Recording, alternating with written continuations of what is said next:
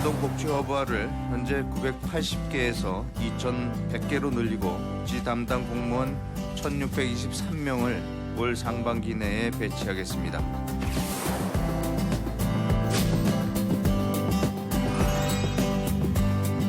지역 주민들과 가장 가까운 읍면동 주민센터가 복지 허브로 변신했습니다. 우리 주변의 어려운 이웃들을 직접 발굴하고 맞춤형 복지 서비스까지 제공하고 있는데요. 서울 스튜디오 연결해서 자세히 알아보겠습니다. 김초희 아나운서. 네, 서울 스튜디오입니다. 지금까지 읍면동 주민센터는 행정 업무를 담당하는 곳이라는 인식이 강했습니다. 하지만 지난해부터 복지 허브화가 시작되면서 읍면동 주민센터가 복지 허브 기관으로 탈바꿈하고 있는데요. 올해는 더욱 확대된다고 합니다. 자세한 내용 사회보장정보원 읍면동 복지 허브화 중앙지원센터 오현경 연구원과 함께 이야기 나눠보겠습니다. 안녕하십니까? 안녕하세요. 예, 복지 사각지대를 해소하기 위해 마련된 읍면동 복지허브화. 이미 아시는 분들도 많겠지만 아직 모르는 분들을 위해서 어떤 사업인지 소개해 주시죠. 네, 읍면동 복지허브화는 주민의 자발적인 참여와 민간과 공공의 협력으로 복지 사각지대를 해소하고 국민의 복지 체감도를 높이려는 정책적 노력을 말합니다. 과거 읍면동에서는 내방하는 주민을 대상으로 급여의 신청과 민원 행정 위주의 업무를 주로 담당해 왔습니다. 예. 읍면동 복지허브화는 읍면동에 맞춤형 복지 전담팀을 설치하여 이제는 복지 공무원이 먼저 지역 주민을 찾아가서 복지 대상자를 발굴하고 읍면동이 지역 복지 중심 기관이 되어 보건소, 민간 복지기관, 지역 주민과 같이 도움이 필요한 주민 개개인의 욕구와 문제를 해결하기 위해 현장 민착형 맞춤 복지 서비스로 제공하고 있습니다. 예, 그러니까 어려운 이웃들이 더욱 편리하고 신속하게 복지 서비스를 제공받을 수 있게 된 건데요. 읍면동 복지허브화가 지난해부터 시작이 됐는데 현재 어디까지 진행됐나요? 네, 15년 시범 사업을 시작으로 16년부터 본격화된 읍면동 복지허브화 사업은 작년 한 해 1,094개 지역에서 복지허브화를 추진하고 있습니다. 복지허브화는 기본형과 권역형으로 나뉘는데 기본형은 576개 읍면동에 맞춤형 복지팀을 설치하고 중심동에 맞춤형 복지팀을 설치하는 권역형은 총 518개 읍면동에서 맞춤형 복지 서비스를 진행하고 있습니다. 예, 이 읍면동 사무소가 주민복지센터로 전환이 되면서 우리 실생활에 많은 변화를 가져다 줬을 것 같은데요. 그동안 어떤 성과가 있었을까요? 네, 복지허브화가 추진된 지역은 찾아가는 방문 서비스, 복지 사각지대를 발굴하고 서비스 연계 부분이 다른 지역에 비해 증가한 것으로 나타났습니다. 복지허브화가 시행된 이후 현재까지 읍면동장과 팀장 등이 노인, 장애인 등을 대상으로 106천 건의 방문 상담을 수행했으며 네, 사회보장 정보 시스템의 빅데이터를 활용해 사각지대 발굴 시스템을 마련하여 복지 사각지대를 발견하는 등 91만 건의 맞춤형 복지 서비스를 제공하는 것으로 나타났습니다. 예. 네, 그리고 읍면동을 중심으로 복지 이통장, 사회복지 서비스 기관 등 주민과 민간 기관의 협력을 강화하여 223억 원의 복지 자원을 지역 주민에게 연계하였고 민간 협력 인원 7만 1,000명이 참여하여 주민들 스스로 어려운 이웃을 돕는 지역사회 공동체를 구현하고 있습니다. 예, 복지 허브화를 통해 지역 주민들은 물론 소외계층들의 복지 체감도까지 높아지고 있는 것 같아서 제가 다 뿌듯한데요. 실제로 복지 허브화가 추진되면서 그동안 복지 사각지대에 있던 분들이 어떤 지원을 받았는지 사례를 통해 말씀해 주시죠. 네, 실직과 이혼으로 알코올 중독자가 되어 고시원에서 운동하던 40대 남성이 주민센터의 사례 관리를 통해 몸과 마음의 건강을 회복하고 일을 다시 시작하는 등 자립에 성공한 사례가 있습니다.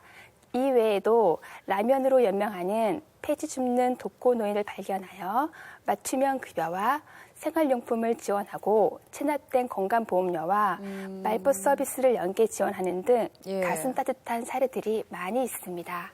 예, 이 서비스가 올해는 더 많은 분들에게 도움을 주기 위해서 전국적으로 확대해 나갈 예정이죠. 어떤 지역에 신규로 추가가 되는 건가요?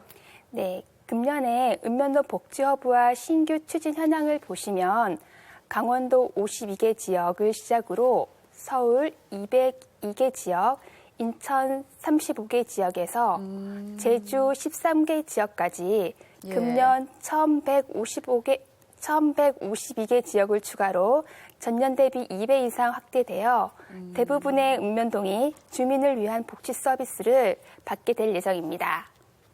예, 보니까요, 올해 신규로 진행되는 수와 이미 지난해부터 그 진행된 수를 합치면 전체 읍면동 주민센터 64%가 복지 허브화를 추진하게 되는 겁니다.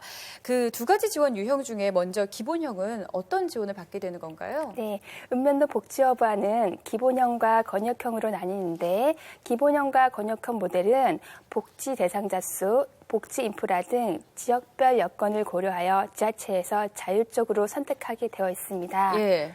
일개동에서 방문 서비스부터 통합 사례 관리까지 지역 주민에게 원스톱 서비스를 제공해드리는 기본형은 동 주민들이 동일한 수준의 서비스를 받을 수 있게 되고 예. 찾아가는 방문 서비스로 지역 주민들의 입장에서는 복지 서비스에 대한 접근성이 개선되는 등 복지 체감도가 높아지게 됩니다.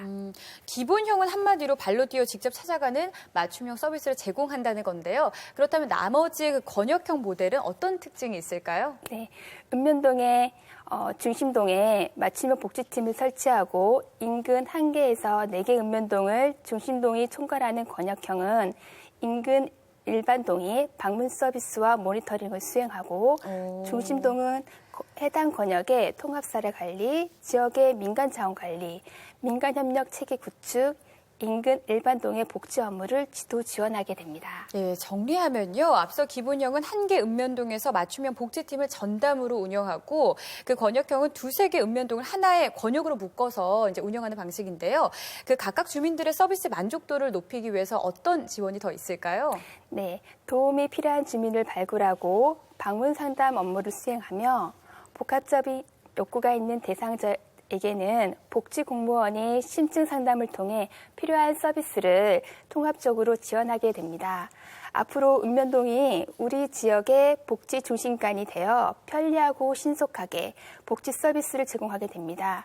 이제 앞으로는 지역 주민이 느끼는 복지 체감도는 한층 더 높아질 것으로 생각됩니다. 예, 그뿐만 아니라 통합 사례 관리를 통한 맞춤형 서비스도 지원하고 있는데요. 어떤 식으로 진행되고 있습니까?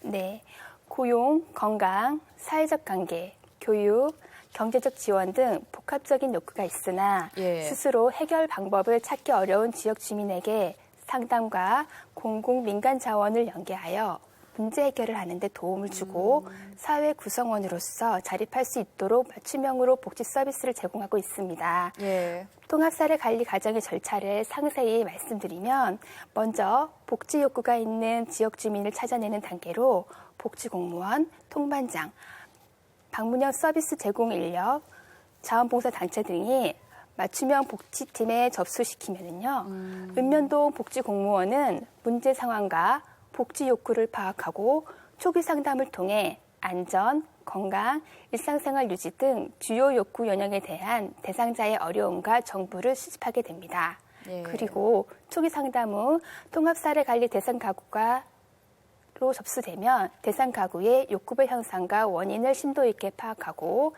사례 회의 결과를 바탕으로 복합적인 서비스가 필요한 사례 관리 가구와 단순한 서비스 연계 가구로 구분하게 됩니다.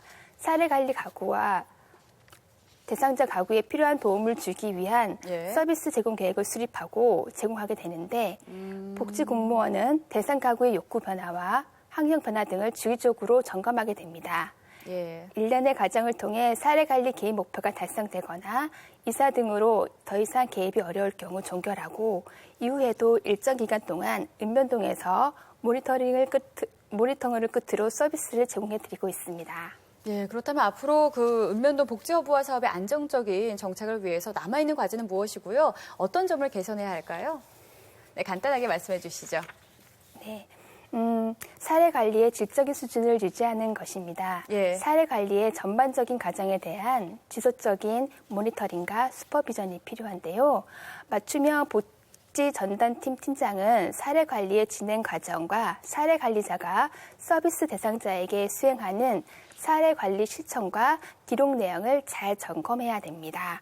또한 사례 관리 정신건강, 법률 등 분야별 전문가로 구성된 예. 슈퍼비전 체계를 구축 운영해서 전문 지식과 정보, 경험 등 전문가의 전문적 조언을 받아야 합니다. 그리고 팀장 교육을 의무화하고 복지공무원 교육 프로그램을 체계화하여 업무의 전문성을 지속화해야 합니다. 예. 한 가지 더 말씀드리면 공공과 민간 영역 간 사례 관리, 수행 협업 구조를 체계화하고 예. 공공과 민간 영역 사이에서 사례 관리 대상자의 중복, 자원 공유와 조정 과정, 의사 결정 체계 문제가 발생될 수 있으니 공공과 민간 영역 간 사례 관리의 역할 충돌과 마찰을 초래할 수 있습니다. 사전에 민간과의 정보 공유와 협력의 필요성에 대한 합의와 공감대가 형성되어야 합니다. 앞으로 공공과 민간 영역 사이의 특성과 전문성을 서로 인정하고 동반자로서 상호 연계 협력할 수 있는 체계를 조성하고 만들어 나아갈 때 지역 주민 체감도가 더욱더 높아질 수 있을 거라고 생각합니다. 네, 알겠습니다. 지금까지 사회보장정보원 읍면동 복지여부와 중앙지원센터 오현경 연구원과 함께 이야기 나눴습니다. 오늘 말씀 고맙습니다. 감사합니다.